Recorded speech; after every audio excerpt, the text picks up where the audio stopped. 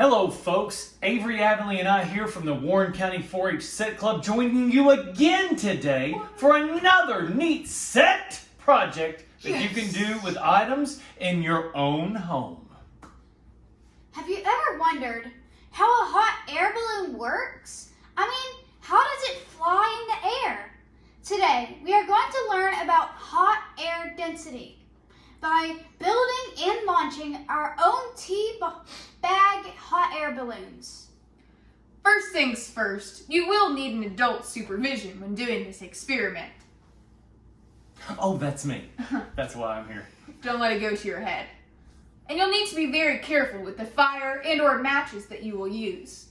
Also, be sure that you're in a fire-safe area.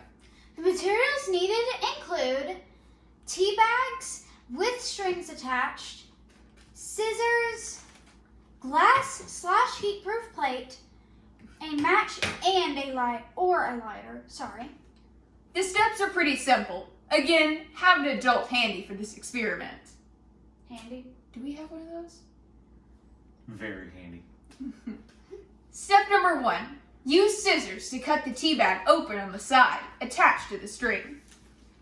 Now what I will recommend, what we found is best is the tea bag that's actually one large cylinder, but it's bent in this, it's bent in half in the center and then stapled at the top. These are the best that we've found so far in doing this experiment. Dump the contents into a bag for storage or the trash. Unfold and shape the tea bag into a cylinder. Make sure there's a space in the cylinder, kind of like a donut. Stand the cylinder on one end, placing it on the plate. We already have those. Step number 4. Use a lighter or a match and set the top of the tea bag cylinder on fire. Better back up, people. Let's go set the house on fire. Easy. Hey, that'll be light. Oh, there's that one. Oh, there we go. But what happens? The flame should start off fast, slow down a bit in the middle, and resume its fast pace at the end. You should see the ashes of the tea bags fly into the air. However, occasionally we will have one that just fizzles out. Kind of like our brains after our at-home schoolwork. But why does the tea bag fly? Lighting the top of the tea bag cylinder heats up the air inside the cylinder. The air molecules start to move more quickly and spread out to take up more room. This makes hot air rise because it is less dense than cold air.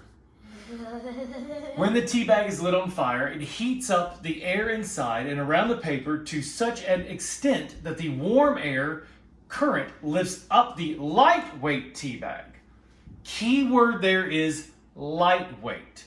We have tried this experiment with regular paper, cardstock, and tissue paper, finding out that the lighter the paper, the more that the